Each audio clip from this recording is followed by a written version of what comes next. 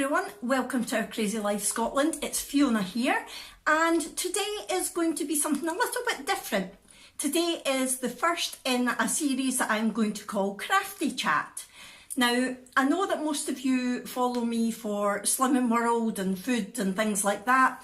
However, there's more to me than that, and I would like to document a lot of my crafty things as well as my Slimming World, as well as my family life. And I completely understand if you don't want to watch the crafty videos if you're not into crafts. Although, I have to say, one of the reasons I got into the crafts that I do is because it helps to distract me when I want to eat. So, if you've never done a craft, but you do like a distraction to help you when you're wanting to eat things that you shouldn't, then it might be interesting for you to watch these videos. It's completely up to you, I don't mind. So, I do a number of different crafts, but there's three main ones that I do. They are the diamond painting, which looks, it's hard to see on the camera, you can't really pick it up, but that is a diamond painting. It looks quite flat on the camera, but it's actually 3D. There's it's all little tiny crystals that are on there. I've shown you some diamond painting before, and before Christmas I did a massive big canvas for my mum of a Christmas scene, so you've maybe seen that. So that's one of my main crafts. The other one, not so much now, but I used to do it a lot with the girls, is perler beads, which looks like that. That's my wee husky. That's one that I just hung up on the wall, like so. And the one that I started doing first of all is crochet. And that's what I'm going to talk about today. I'm going to let you know where I'm at with my crochet projects, what I've been up to, and what I'm doing at the moment. So, this is a hot pad that I crocheted because when I'm cooking and I'm taking a pot off the cooker, I'm like, where am I going to put this? It's too hot to put on the worktop. So I crocheted a hot pad that basically I can just put the pot on and it protects the worktop. Not that the worktops are up to much because we're needing the kitchen done, but it's a good habit to get into. And I always look for different techniques to keep me interested in crochet. I used to go to a class, but I don't now. A lot of the things that I do I've learned off YouTube. I'm self-taught with a lot, and this is one of them. I can't remember what the technique was called, but if I can find the video, I will link it below because it looks quite impressive, but it was so easy. Once you got into it, it was really, really easy.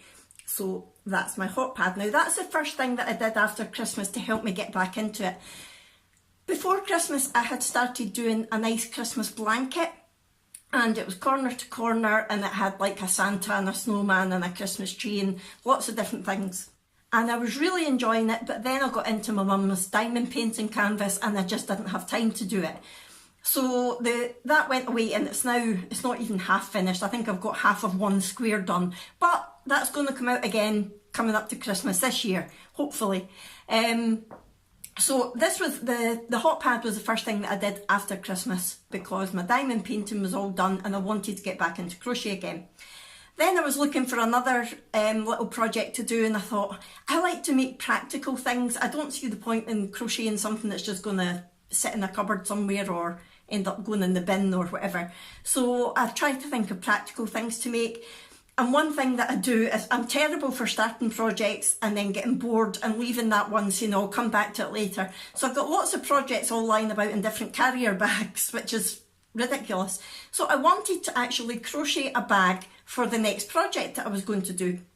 And again, I had a look on YouTube to see different styles of bags, and there was one that I really liked, and I thought that would be quite good to use up a lot of the wool that I've already got, because I've got loads of bits and pieces of wool, but I didn't have a lot of full balls, and I thought I don't want to buy wool just for a bag because it's only for me. It doesn't really matter what it looks like. So I decided to get one that I could use a few of the scraps that I had lying about. And this is what I came up with. I think it was called the Granny Square bag. And that's what it looks like. So as you can see, it's rather unusual colours, but it's what I had lying about. And again, it was so easy to do. I'll try and link the video below in case any of you fancy doing it. And it basically started off as a granny square like that, and then just got bigger and bigger and bigger, and then we just added handles. So that's actually been a brilliant bag. I've got so much that you can fit in it, great. So that was the next thing that I did. Then I thought, right, I need a proper project. And as some of you might know if you watch my videos, my husband and daughter do canicross, which is like cross-country racing with your dog attached to you. And my husband has started up his own canicross group called Lomond Canicross, if anybody wants to join, if you're in the Lomond area. And I actually have started volunteering as a marshal at the races, which I love. However, it's pretty much a winter sport because through the summer it's too hot for the dogs to run. So sitting in the middle of the field or in the middle of the woods in the middle of winter is rather cold. And I do take a hot water bottle with me, and I've got a big wide scarf that I've been using sort of as a blanket on my knees to sort of keep the water bottle in place and to help heat me up. But I thought, right, I want a proper blanket for my knees for when I'm marshalling to keep me warm. But I didn't want to look like an old granny sitting in my wheelchair with my blanket on my knee. So I thought, right, I want something a little bit different. And then I thought, I'm going to use the logo that Jack's got on his van for his canicross group. And I'm going to try and adapt that into a crochet pattern to make a blanket with that logo on it. I thought that would be really quite nice. So, where do I start? I've never designed my own crochet project before. Where do I start? And I thought, right, the first thing that I need to do is actually get the picture. So I took a photo of the logo that he's got in his van, and I'll try to insert that here. And then I printed off just some squared paper. It actually came from happyberry.co.uk. And if you go on to happyberry.co.uk, you can print off as much of the squared paper as you want to just jot down your own design. There are some programs that you can get on the laptop, but I've hardly ever got my laptop out nowadays. So I thought it would be easier just to do it manually. So I printed that off. I looked at the logo, and then I just sketched my own design. And I thought, since I'm a girl and since Brooke's a girl, I'll make it a girl rather than a guy. So she's got a ponytail. So it's basically just a girl running with a lead going from her belt to her dog. And I thought I was quite happy with it. I'm not an artist by any stretch of the imagination. I cannot draw to save myself. But copying from one thing to another, it was actually a lot easier than I thought it was going to be. So I had my picture and I thought, right, what do I do now?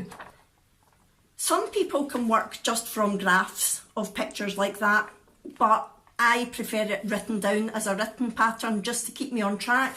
So the next thing that I did was I translated the picture to words.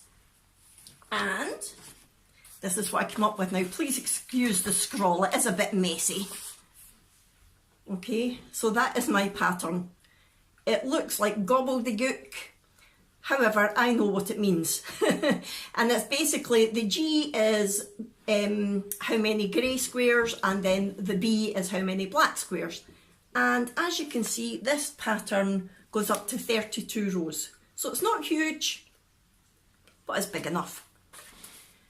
So I now had my pattern, I now had it all written out. I decided what wool I wanted to use because the colours that Jack uses in his canicross group are sort of silvery, gunmetal grey type and black. So that's why I decided to use grey wool and black wool. And I thought because I want it to be quite warm, I might go for an Aran wool. I usually use double knit, and this is the first time I've ever actually used Aran. And Aran is just slightly thicker wool than the double knitting is. Sorry if you're in America, I know you use completely different terms, and I understand it when I'm watching American videos, but for me to convert it to yours, I'm not really sure. Is it worsted weight? I think worsted weight is double knitting. Oh, I don't know, I'm sorry. Google it if you don't know what I'm talking about. So then I had to decide what technique I was going to use to make the blanket. Now, my favourite is corner to corner, which I've showed you before, and it's basically you start in one corner of the project. So for example, I would start down here, and instead of crocheting along the way back and forward, I would do that corner, then that way, then that way. So you basically do it diagonally, starting at that corner and ending at that corner. And I love it. I love the actually doing the technique, but I love the way it looks when it's finished as well. However, I thought that would be way too big once it was done, because corner to corner does actually end up being quite big. And I thought once it's on my knee, I don't want the pattern to be completely lost, and I thought it probably would be if I did it in corner to corner. So then I also really enjoy doing Tunisian crochet, which rather than using a standard crochet hook, you use a long hook like that that looks like a knitting needle, but it's actually got a crochet hook on the end. And the overall finish does look a bit like knitting, but you only use the one hook. And basically each row takes 2 passes, if you like. So the first part that you do is you get all the stitches on your row, and then on the way back you basically take all the stitches back off again. That wasn't explained very well, but I know in my head what I'm talking about. Sorry. Yeah, so I thought Tunisian crochet, I really enjoy doing that. I'm going to try that. So I started doing it in Tunisian crochet, but I very quickly learned it was going to be too small. I'll show you just now. Now it's hard to see because it's all kind of rolled up as Tunisian crochet does at the start. So I started doing it like that. You can basically see the dogs. Nope, that won't work. So you can see the dog's paws and the girl's feet there. And if you look, if I show you it quite closely, is it going to focus? Is it focused? It's not going to focus properly. And if you look at it closely, it does look more like knitting than crochet. So I was really enjoying doing it, but then I thought that's going to be too small, the pattern's going to be completely lost. But I thought I'm not going to rip it out completely. I might actually turn that into a cushion cover, either for my wheelchair or for the fly, so that if I'm out marshalling with the fly, I've also got the logo on my cushion cover. So I've not ripped it out, I've kept it, and I'll go back to that once I've finished doing the blanket. So I thought, do I just go with the bog standard double crochet sort of Grafgan type? I get bored doing that so easily. I thought, no, I really don't want to do that. So I had a look on YouTube, as you do. I love YouTube. It's a one-stop shop for everything you could possibly want. So I had a look on YouTube to find different techniques that I might not have known about before. And I came across bobble Grafgans, which is basically using bobble stitches to make a pattern or a picture. And I thought, oh, that looks good. So that's what I've started doing.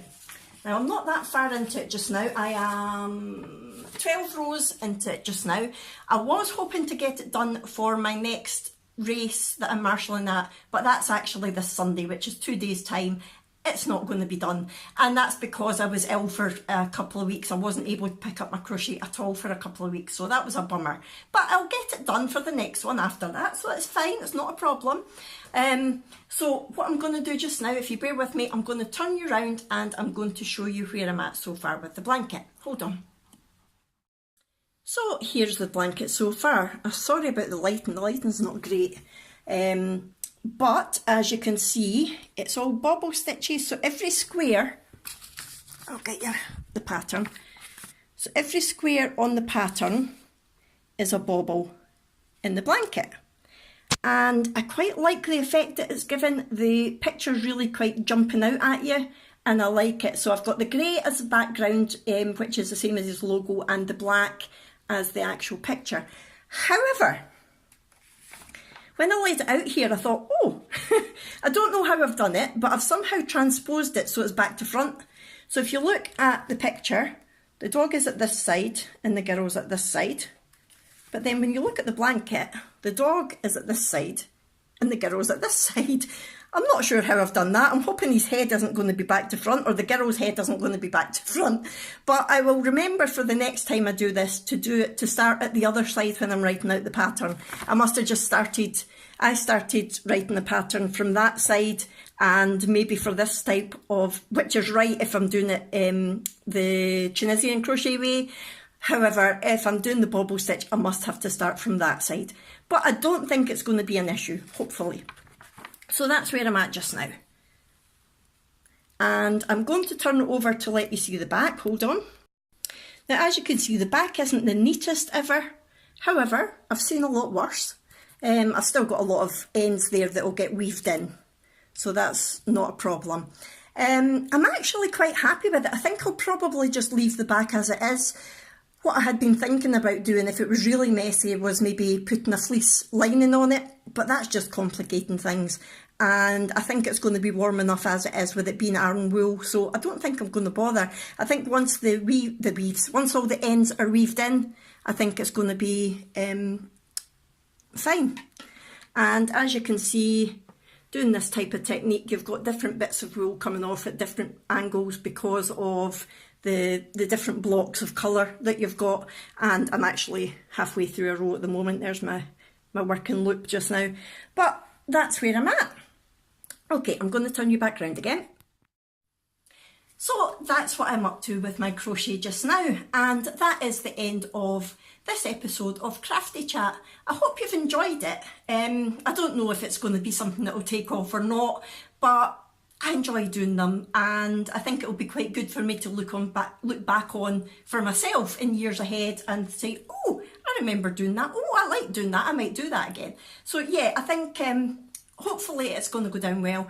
And crochet, if it's something that you've never done before, can be as basic as you want it to be. There's loads of fantastic tutorials on YouTube. You don't need to go out to a class. You don't need to spend a lot of money. You can pick up hooks dead cheap on Amazon.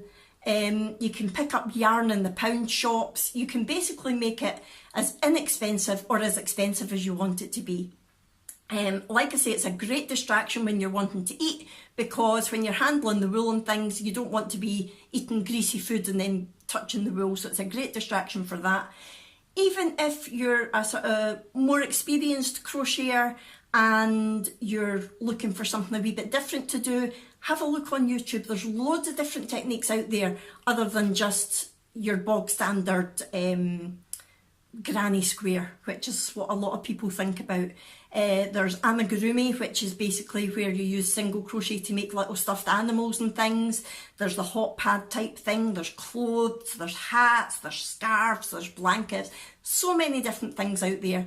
And the same if you're an experienced crocheter and you've just put it down for a while because you got bored, just have a look and see what's out there, because things are changing all the time in the world of crochet. And I have to say, I know a lot of people think it's an old person, an old lady, controversial, an old lady hobby. It's really not. There's so many people out there who are young.